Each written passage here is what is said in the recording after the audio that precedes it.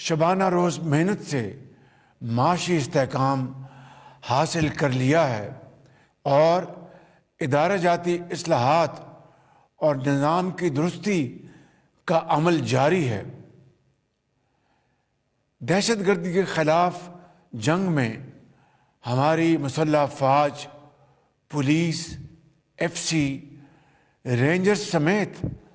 تمام قانون نافذ کرنے والے ادارے بے مثال ہمت، جرات اور بہادری کا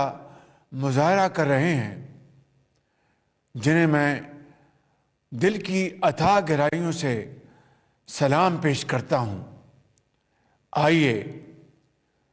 ہم سب عہد کریں کہ قیام پاکستان کے مقاصد کے حصول کے لیے تحریک پاکستان کے اسی جذبے سے دن رات محنت کریں گے اور قائد اعظم کی اتحاد، ایمان اور نظم و ضبط کی نصیحت پر عمل کرتے ہوئے دیانت، محنت، لگن اور مسلسل محنت سے پاکستان کو انشاءاللہ ایک ترقی یافتہ اور عظیم فلاحی مملکت بنائیں گے انشاءاللہ۔ پاکستان پائندہ باد۔ وزیر اعظم محمد